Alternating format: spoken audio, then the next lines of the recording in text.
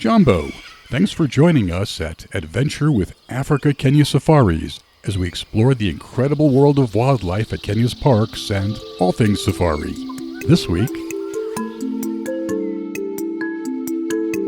Conservancies, Kenya's special hidden parks. Imagine a wildlife area that's off the beaten path and hardly touristed at all, but offers intense wildlife sightings.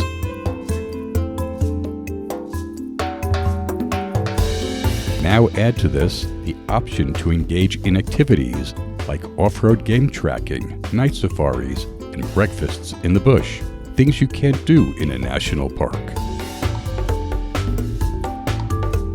Then, factor in excellent accommodations you'd have mostly to yourself, lodges or tented camps near the wildlife, where the local Maasai people could take you on walking safaris close to the land they know so well. Wouldn't all this feel like the most authentic of safaris? But where would you even find such an experience? The answer? Kenya's renowned conservancies. The conservancy problem. Kenya's national parks are a conservation success story. Protected by the Park Service from overgrazing and development, they have thrived over the past 30 years. However, the bordering lands surrounding the parks presented a different story. Inhabited by the local Maasai and other indigenous people, these pastoral tribes tended to let their cattle overgraze the lands. Subsistence agriculture and the burning of trees to produce charcoal only added to the area's degradation. The result? Erosion of the countryside, leading to a loss of the animal population. A solution is born. But a solution was in the making with the birth of a partnership between the tourism industry and the native landowners, the Maasai.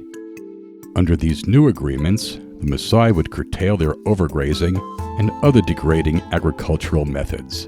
The theory was these new eco-aware practices would give the land a chance to regenerate, and once the land flourished, the wildlife would return. And that's exactly what happened. Within a few years, these once impoverished lands improved with an abundance of animals flowing back. A win-win.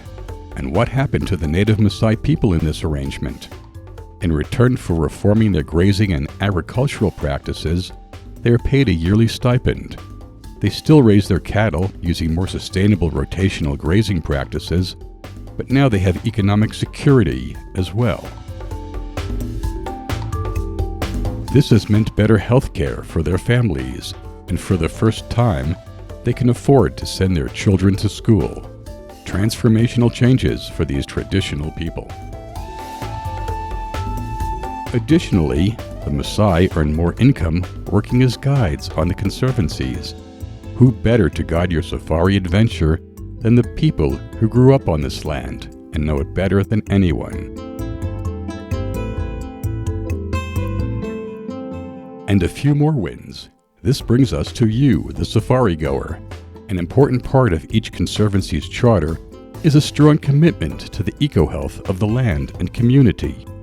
Unlike the national parks, the conservancies have strict limitations as to the number of tourists who can visit these areas. A conservancy safari means you'll see far more animals on these protected lands, and as mentioned, you'll have opportunities to engage in activities not allowed in the parks. Your Maasai guide can take you on a guided walking safari, learning about and seeing the flora and fauna close up. Want to camp out overnight or have dinner in the bush? Your conservancy hosts will make that happen, along with exciting night safaris.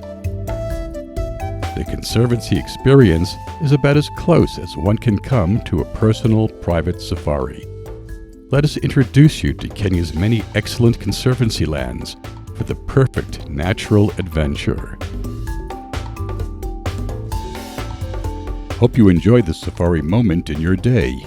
Please check out our other episodes. Now let's make your safari dreams come true. just contact us at africakenyasafaris.com.